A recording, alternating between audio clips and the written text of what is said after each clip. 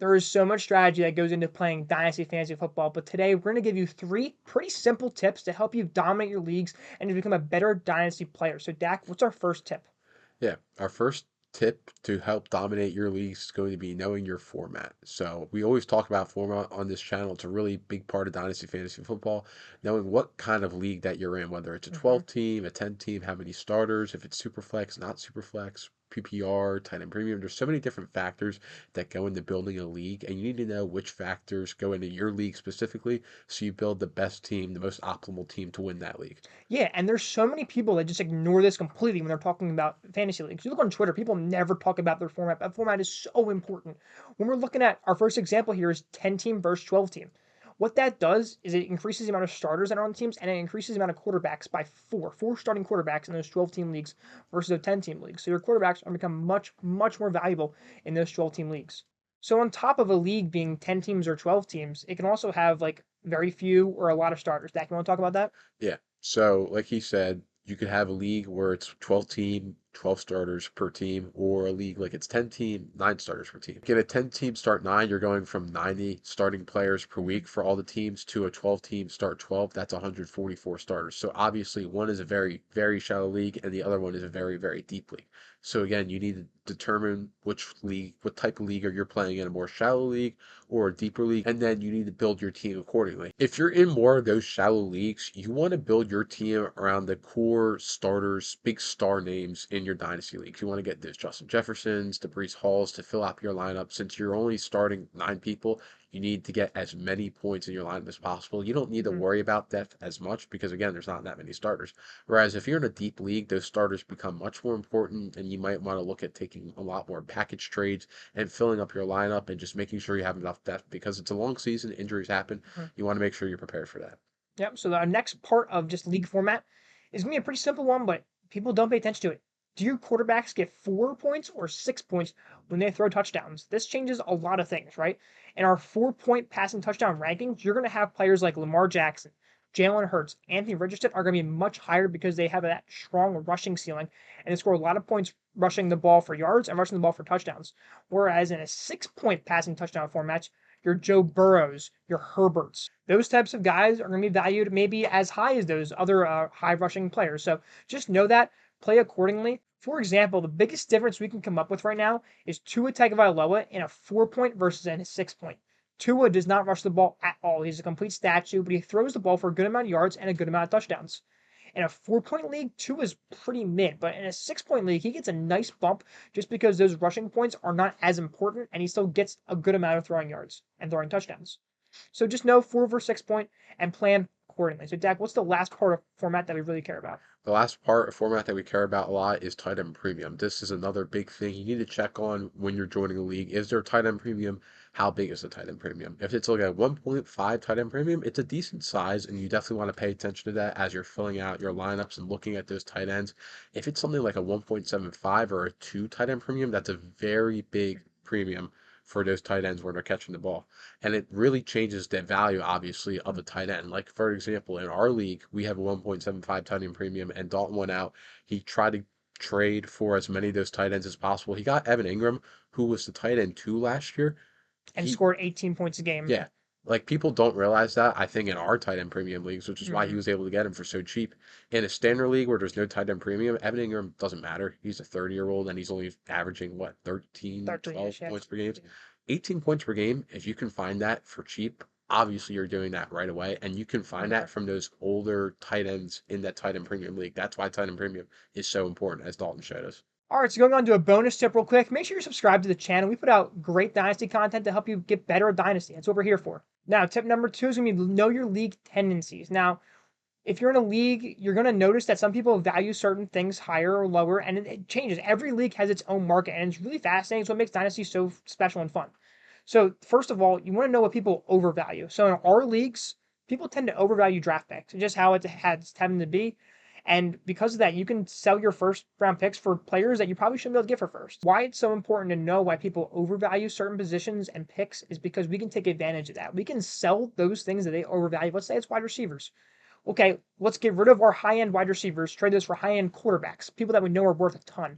Go trade those for picks if picks are undervalued. You know, it just Whatever is overvalued in the league, you probably don't want to have a lot of that just because you can get more value getting it off your team. Dak, want to talk about people undervaluing certain things? Yeah, something that gets undervalued a lot is these older players that can still score you points. Especially if you're a contending team, there's tons of players out there that you can acquire for cheap that other managers in your league might not value that highly, and you can buy them obviously for cheap, get those points for your team, and build a better contending team for yourself. There's guys like Mike Evans, Alvin Kamara, guys that we've been talking about all off season that are still going to score you a ton of points this league that you can buy for cheap. People treat this very much like a dynasty league, obviously, because it is.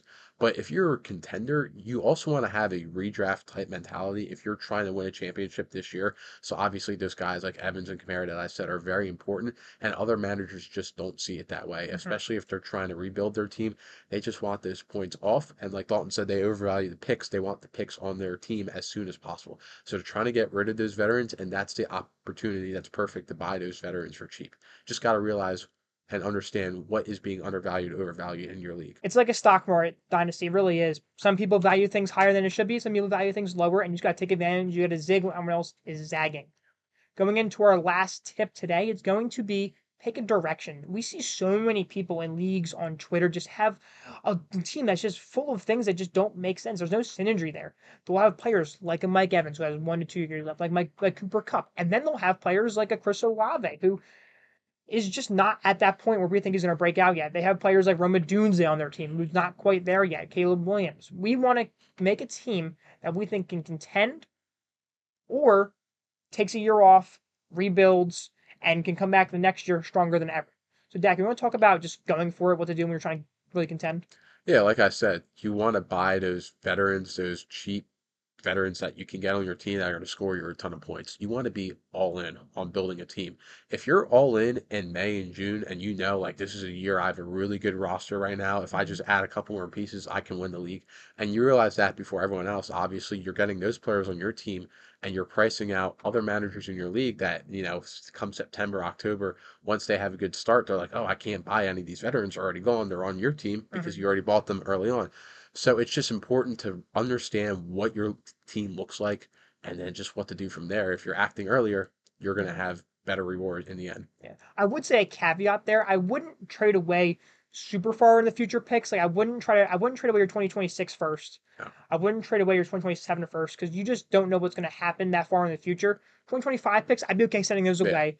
Even like 2026, 2027 seconds and thirds. Like if people want those for some reason, go ahead. I'm fine with that. But like, I would keep your firsts around just to give you that flexibility. Yeah, it definitely takes a special player to acquire for giving up your 26 first. We don't want to Mhm. give that up for just anybody. Yeah. So on the opposite side of the spectrum there, if you're not contending, go for the tank. Throw your team in the gutter for a year and come back the next year stronger than ever.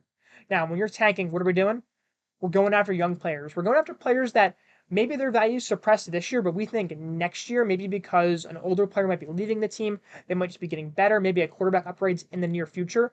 Those types of players we want on our team, in addition to future picks. Most important thing, get those first round picks, right? So we're looking at players like Roma Dunze. Go get yourself Roma Dunze. Roma Dunze, I don't think he's gonna be very good this year.